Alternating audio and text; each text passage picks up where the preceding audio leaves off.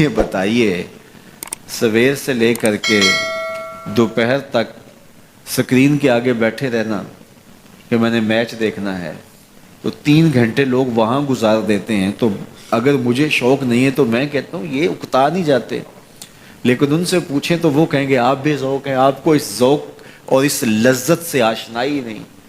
Match میں کیا سرور ہوتا ہے، اور جب شاٹ لگتی ہے تو پھر کیا کیفیات قلب ہوتی ہیں، اور جب مطلوبہ ٹیم ہے وہ جیت کی طرف جا رہی ہوتی ہے تو پھر کیا سرور باطن ہوتا ہے. آپ اس لذت سے آشنائی نہیں ہے، اس سرور سے آشنائی نہیں ہے.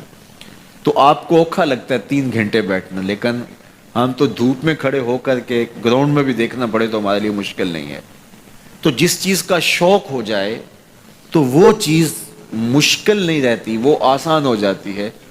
تو یار اگر میچ دیکھنے کا شوق ہو تو لائن میں لگ کے ٹکٹ لے لینا بھی آسان ہے، پھر کھڑے ہو کر کے ایک ٹانگ پہ سارا میچ دیکھنا بھی آسان ہے. اور اگر سجدوں کا شوق ہو جائے،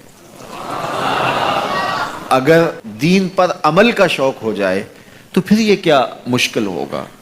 تو شوق جو ہے وہ آسان کرتا ہے راستے، مشکلیں کاٹ دیتا ہے. شوق پتھروں کے کلیجے چیر دیتا ہے.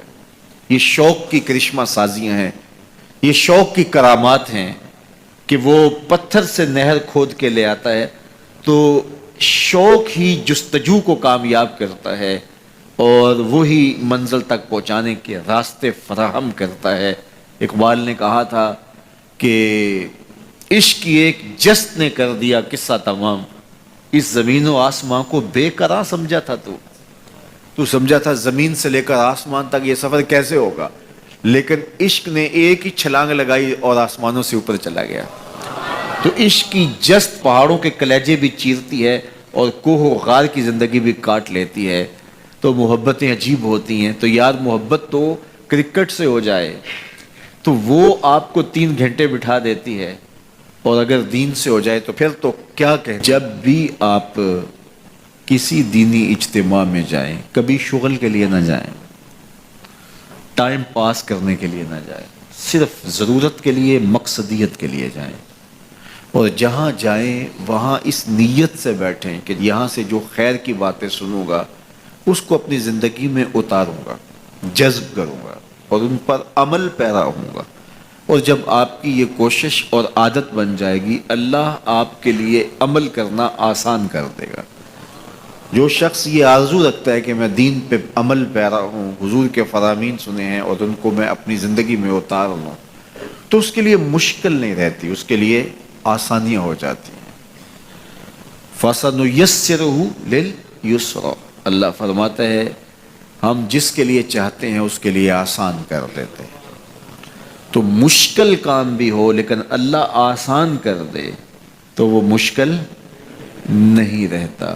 اس گرمی کی شدت میں جو لوگ لوہے کی بھٹی پہ کام کرتے ہیں تو آپ اگر تصور کریں تو آپ کہیں کیسے کرتے ہیں، لیکن جب ایک ٹارگٹ ہے، ان کا ایک مقصد ہے اپنے بچوں کے لیے روزی کمانا، تو وہ مشکل بھی ان کے لیے آسان ہو جاتی ہے. تو ایک دنیاوی معاملہ ان کے لیے آسان ہوتا ہے جس کا صلہ 2000 روپیہ شام کو ملنا ہوتا ہے، تو وہ بھاگ بھاگ کے کام کر رہے ہوتے ہیں. کبھی آپ نے لوہے کی بھٹی پہ کام کرنے والے مزدوروں کو دیکھا ہوگا، یہ جس طرح لینٹر پڑ رہا ہوتا ہے، کوئی بھاگ کے بجری ڈال رہا ہوتا ہے اور ایک بھاگ کے جو ہے وہ ریت ڈال رہا ہوتا ہے کہ کوئی بھی لیٹ ہو گیا تو وہ جو چیز تیار ہونی ہے اس میں کمی رہ جائے گی. تو یہ ایک بھاگم دوڑ ہوتی ہے. تو وہاں بھی اس طرح کا منظر ہوتا ہے اور آگ چاروں طرف جل رہی ہوتی ہے. تو وہاں جا کر کے لگتا ہے کہ یہ سارا دن یہاں کیسے کاٹتے ہیں، لیکن کاٹتے ہیں. تو وہ مشکل ان کے لیے نہیں رہتا چونکہ ان کا ایک ہدف ہوتا ہے. تو یار یہ ایک مقصد ہے ان کا دنیاوی، اور اس کے لیے ان کے لیے مشکل آسان ہو جاتی ہے. مجھے